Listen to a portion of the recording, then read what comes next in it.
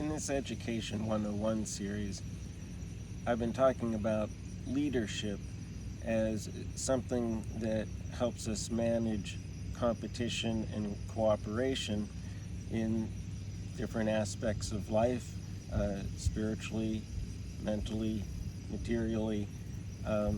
We have all kinds of inner associations in these different realms of our being that invite competition and cooperation. And those are just three realms of being. There's, of course, all kinds of ways we could define areas of life where we compete and cooperate.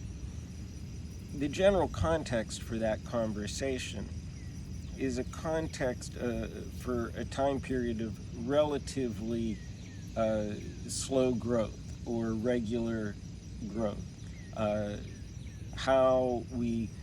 It's about how we can develop leadership and manage ourselves when things are reasonably predictable, where we can plan our incremental changes and make progress in a way that doesn't create an upheaval or a problem where we lose our stability and foundation socially. In periods of great transformation, that can all shift very powerfully, all these basic dynamics of leadership and how we operate. And so I wanted to clarify that even though I think we're in times of great transition right now, in order to understand them better, I thought it best to describe things and create some structures when we don't have such turbulent times, and then use that as a platform for discussion. So now that I've done that a bit and I've made the distinction here, I want to go on to say that one of the challenges that we have to leadership is when we go through transitions and transformations. And by transition, for instance, I mean like when an inventor invents a new product or machine or something, until they get that right and invented, it's not invented yet. When they invent it, that's a transition. That's really going from one period to a new period of time. It doesn't mean any real transformation has occurred in society or the industry related to the invention or anything like that. In fact, such a transformation may never occur, but it may occur. And if it does, then it's going to challenge the leaders of that industry. So when we're in times of transformation, the qualities of leadership that we depend on for our regular, periodic, steady growth, those qualities lose value in the transformational context. And that's a real problem for us as human beings, because we've got our institutions and we've brought leaders into them for the qualities that generally relate to slow, steady growth.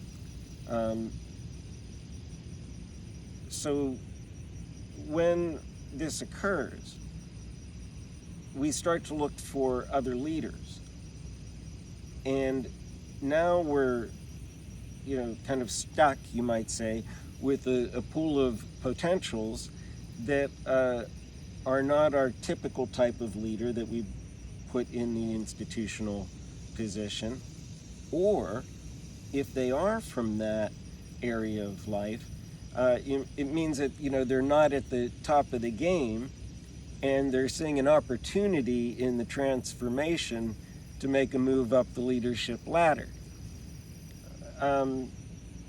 Trying to make a move up the institutional leadership ladder during times of transformation is not necessarily going to produce very good results by design, because if someone has been competing for that type of social leadership position, they probably have the skill sets that go along with regular, gradual, periodic growth, not the skill sets that go along with transformations.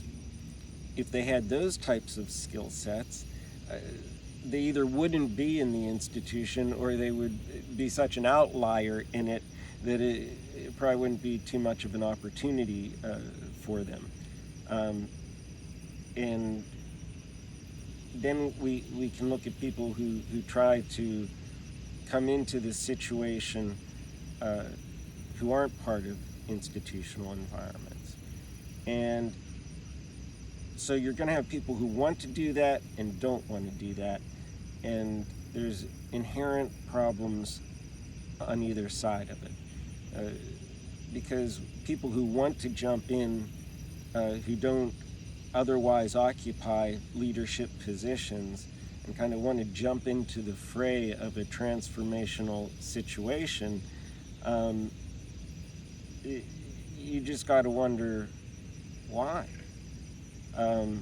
In transformations, by definition, it's pretty darn hard to congeal a lot of support. If you could, you wouldn't be in a transformational process if you could congeal a bunch of support. So it's almost like a fool's errand, until you really get on the very backside of your transformation.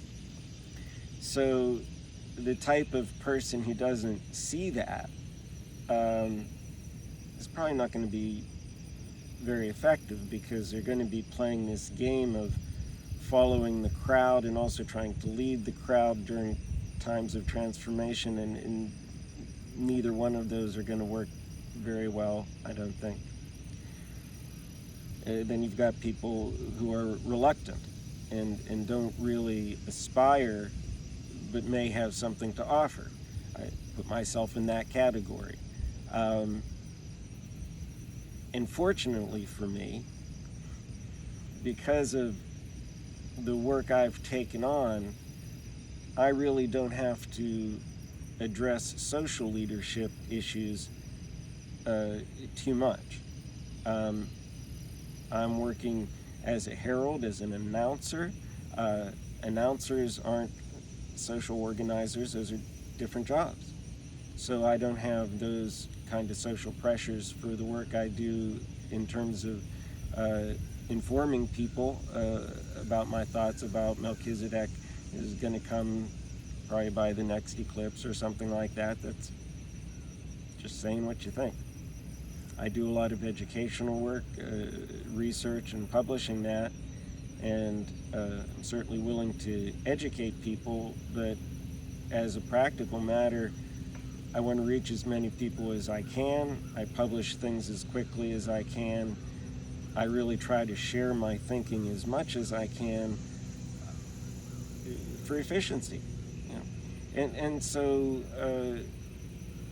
with today's technology and the way things work, it doesn't really put me in a social leadership position the way teachers in the past have had to be part of institutions more in order to get their word out, and that's just not what we have today with today's technology. If people want to listen to me and learn from me, they can. If they want to get in touch, they do. But there's no particular political or institutional, cultural role that I'm trying to fulfill that way. And I think what's unfortunate and can often happen in these situations is because there is a lack of leadership, of good leadership during times of transformation, because it's just pretty much impossible for human beings to get good leaders that way. We're desperate in wanting good leadership, and so we're really looking for it, and so it can be an energetic force that tries to make leaders out of teachers or make leaders out of heralds or something like that. And I really want to encourage us to, let that go. Different roles are what they are, and when we're lacking good leadership in our institutions because we're in times of transformation, that just is what it is. and it's not really going to work to try and take people from other realms and turn them into the type of institutional leader we imagine we would love to have during times of transformation, but we don't even know what a good leader would be like during times of transformation, because again, by definition, that's what we're dealing with is just too difficult to really know well what's going on, what direction things are going to go, how institutions will evolve. And so I just wanted to share those thoughts and encourage you to consider them and consider me in light of them. Hope you're having a good day. Talk to you later. Bye.